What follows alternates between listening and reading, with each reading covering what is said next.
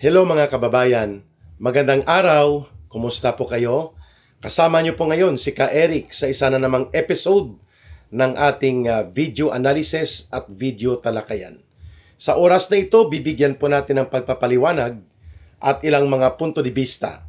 Itong inihayag na mga diskarteng pahayag at pangpropaganda na ginawa ni Ginoong Marcos by making a public statement calling for a possibility of a dialogue o pakikipag-usap sa pagitan po ni Ginoong Marcos Jr.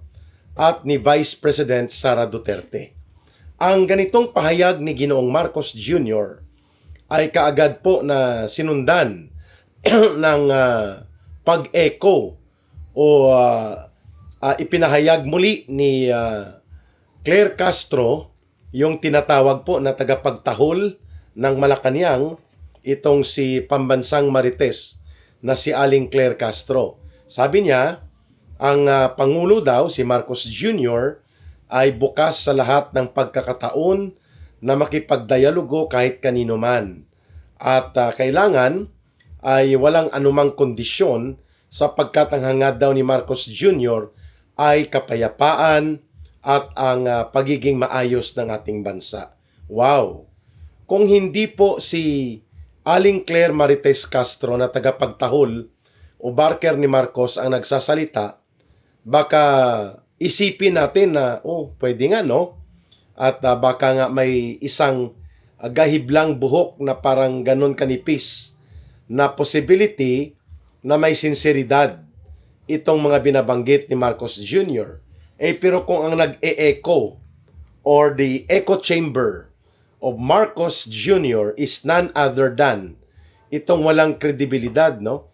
Tinatawag nga ito ng mga netizens na asong ulol ng Malacanang sapagkat kung si Governor Chavit Singson pa ang mag-describe, pag may pundo at pera, tumatahol.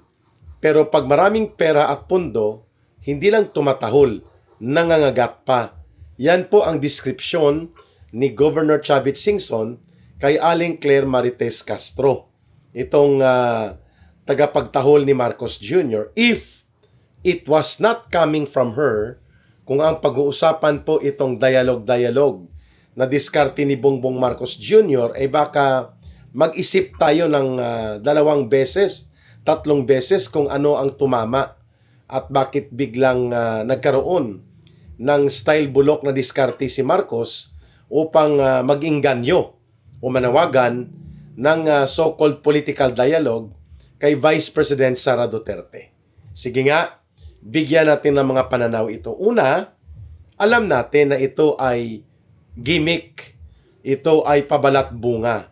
Sapagkat kung totoo at seryoso ang sinasabing dialogo ni Marcos Jr. Sa kay Vice President Sara Duterte, ang unang dapat gawin niya ay ipakita niya ang sinseridad niya na kanyang kikilalanin at kanyang aakuin ang pananagutan niya sa patraidor at pataksil na pagpapadukot kay Pangulong Duterte at iligal na pagpapatapon at pagpapakulong sa ICC. Sapagkat yun po ay talagang klarong lantarang pagtataksil, pagpapakita ng isang sinungaling na tao at isang walang paninindigan na uri ng pagkatao mayroon si Ginoong Marcos sapagkat makailang beses niyang sinabi na wala ng otoridad o ano pa mang legal na batayan upang mag-cooperate pa ang Pilipinas sa ICC. Pero siya pala ay nagkakaroon ng maniobra kasama si Martin Romualdez upang ipadukot sa ICC at sila mismo ang nagsagawa ng pagpapadukot laban kay Pangulong Duterte. So ano po ang magiging batayan ng pagiging matino sa pahayag ni Marcos Jr. ng dialogo kay Vice President Sara Duterte kung hindi nga niya kinikilala ang karumaldumal na pagtataksil at pagtraidor niya kay former President Duterte at pagpapagamit sa sindikato ng ICC para i-remove ang isang political opponent na kanyang kinokonsidera sa katauhan po ng dating Pangulong Rodrigo Duterte. So kung gusto mong ipakita na ikaw ay mayroong bahid ng katotohanan sa sinasabi mong dialogo, ipakita mo that you are indeed sincere. Sulatan mo ang ICC na nagkamali kayo sa pagkakaroon ng ganong pangyayari noong Marso 2025 kung saan ginamit po ang puwersa ng Philippine National Police at mga pundo at resources ng gobyerno upang magkaroon ng isang malakihang operasyon ng pagpapadukot kay Pangulong Duterte. Kilalanin po ninyo dapat ang inyong pagkakamali at ituwid nyo ito sa pamamagitan po ng pag-ako nito at pag-inform sa ICC na dapat i-release si Pangulong Duterte sapagkat may functional na court or judicial system sa Pilipinas na pwedeng dito iproseso ang anumang reklamo hinggil sa kanyang ipinatupad na war against drugs. Kung hindi yan magagawa ni Marcos Jr., baliwala itong diskarte na ito. Pangalawa, dapat akuin niya na nagkaroon sila ng pagkakamali ng krimen nila Martin Romualdez, kung kaya nararapat na siya ay umalis na sa kapangyarihan at magkaroon ng mapayapang constitutional transition and turnover of power papunta kay Vice President Sara Duterte sapagkat yan ang nakasaad sa saligang batas. Kailangan magkaroon ng ganong pagkilala si Marcos na pananagutan niya o paninindigan niya ang pagkakamaling ito sa pamamagitan ng pagkilala sa kanyang mga krimen na kinasasangkutan sa pandarambong sa kaban ng bayan. Without that kind of accountability recognition and without that kind of sincere declaration na aakuin niya at paninindigan niya na kailangan niyang panagutan kasama ni Romualdez ang mga naganap na krimen ng pandarambong at pangungurakot sa kaban ng bayan, siguro pwede pang i-consider ang tinatawag niyang political dialogue upang magkaroon ng mapayapang transition of political power as stated and provided for by the provisions of the Constitution. Yan pa siguro ang matuwid na pagbabatayan ng ating mga pagbibigay ng punto upang mabigyan natin ng konsiderasyon na posibleng may sinseridad pa na natitira kay Ginoong Marcos kung gagawin niya yung mga dalawang bilanggit ko. Akuin niya at panindigan ng pagkakasala sa pagtataksil, pagtraidor, at iligal na pagpapadukot kay Pangulong Duterte at sumulat at magdeklara ng posisyon ang Philippine government na dapat ibalik sa Pilipinas si Pangulong Duterte at dito harapin ang mga reklamo o kaso patungkol sa war against drugs. At pangalawa, akuin niya at paninindigan niya ang pag-ako ng mga pananagutan sa malawakang panunumbalik at paglaganap ng malalim at malubhang korupsyon at pandarambong sa kaban ng bayan, lalo na po ang itong mga ibinubulgar ngayon nila Ginoong Saldico at iba pang mga witnesses na si Marcos Jr. at si Martin Romualdez mismo ang punot dulong pinagsimulan ng malawakang pagnanakaw, pangungurakot at pandarambong sa kaban ng bayan. Akuin niya ito. Panindigan niyang handa siyang harapin ito at iproseso niya ang mapayapa na mga pagtransisyon ng poder at pamunuan sa gobyerno the way these are being stipulated in the 1987 Constitution, mga kababayan. Pangatlo, itigil ni Marcos ang mga pag-ako niya sa mga proyekto na hindi naman po siya ang nagsimula. Hindi rin po siya ang nagsumikap na ito'y maipatupad, kagaya ng mga Bukana Bridge at iba pang mga build projects na sinimulan po at ipinatupad sa panahon ni Pangulong Rodrigo Duterte, at si Marcos ay siya na lamang po ang nag-administer ng pagtatapos nito sapagkat under completion na. Pakumpleto na po ang mga proyektong ito, kagaya ng kontrobersyal na pag-ako ni Marcos ng Bukana Bridge dyan po sa may Davao region. So itigil na niya ang diskarte niya upang akuin ang mga proyektong hindi naman po nanggaling sa kanyang inisyatiba.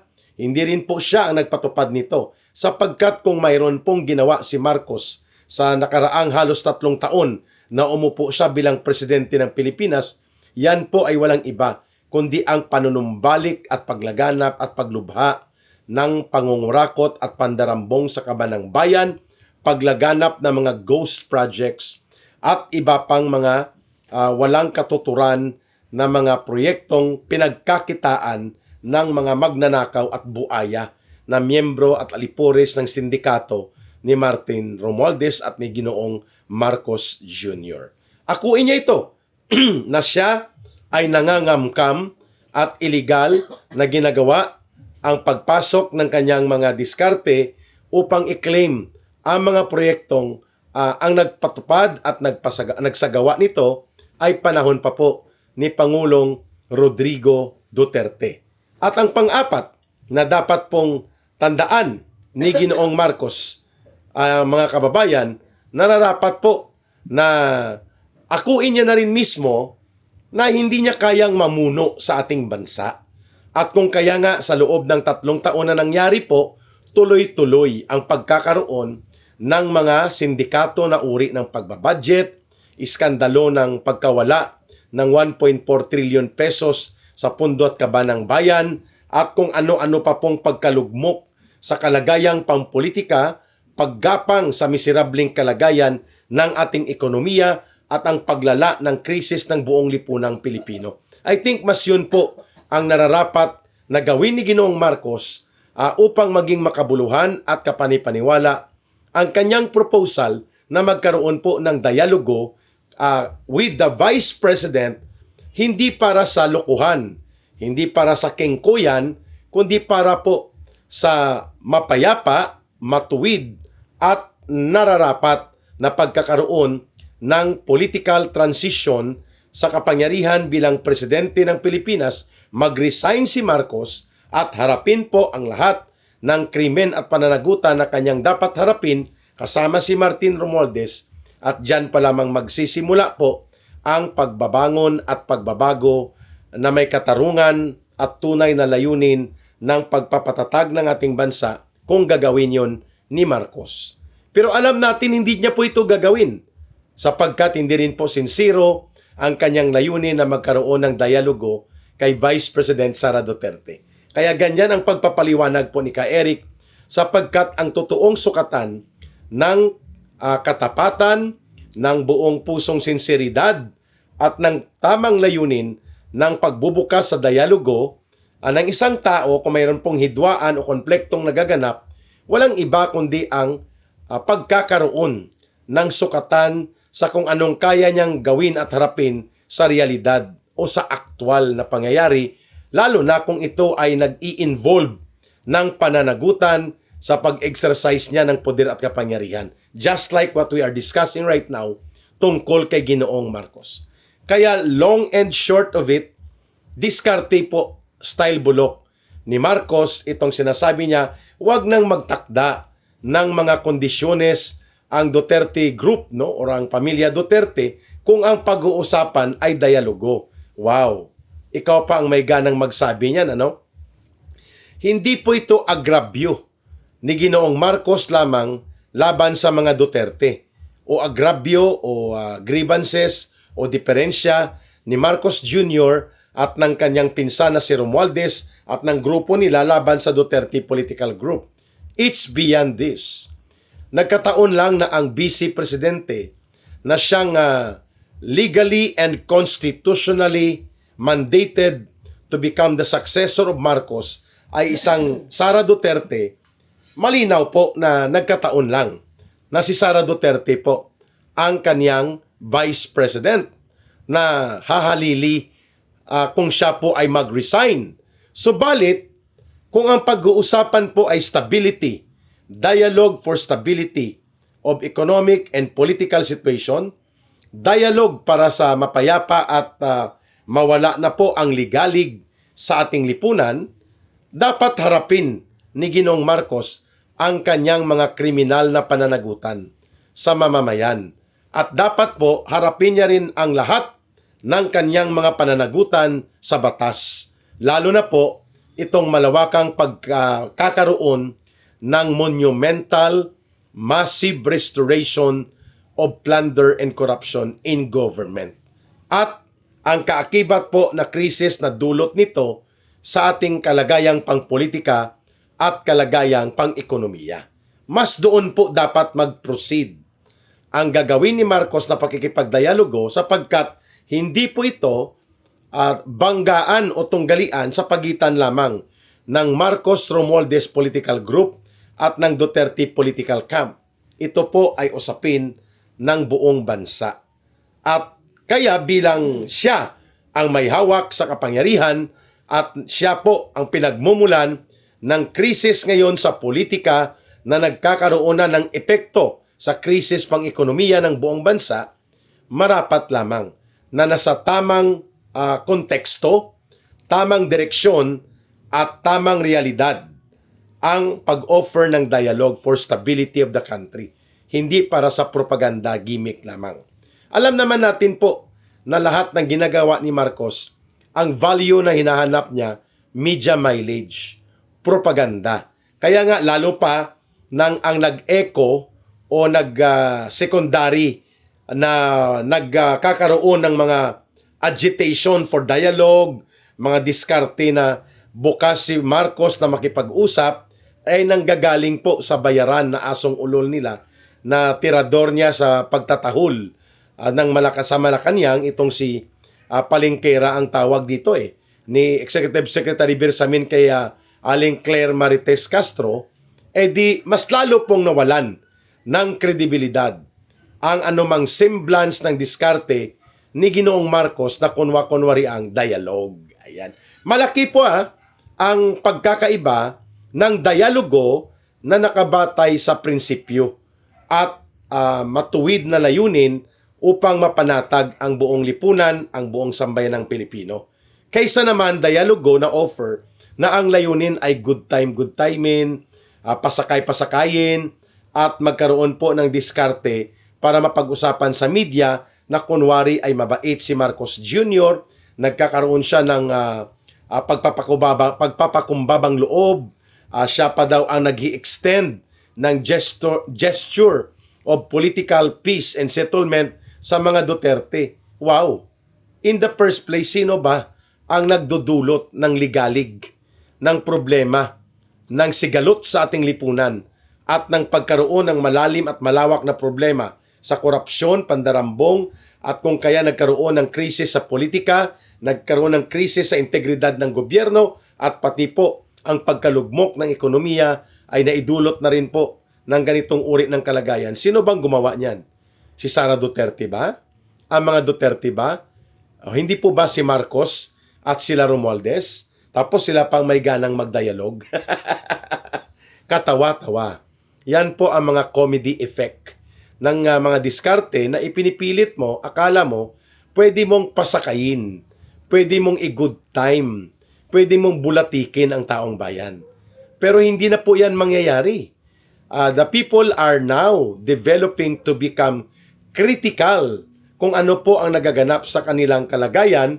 They know how to understand kung ano po ang pinanggagalingan ng kalagayang ito, sino ang mga mananagot dapat sa mga problemang pang-ekonomiya at pang-politika, at ano ang dapat na hakbang na gagawin. Malinaw na alam ng taong bayan na ang punong salaring kriminal, arkitekto at tagapagtaguyod ng pagnanakaw at pangungurakot sa kaban ng bayan, at ang pag-abuso sa poder at kapangyarihan, ang pagtatakda ng mga diskarte for political demolition jobs and demolition attack laban sa pamilya Duterte na nagkaroon ng malaking epekto sa kaguluhang politika at ngayon hindi na mapipigilan, dumudugtong na sa kalagayang pang-ekonomiya ang pinagmumulan.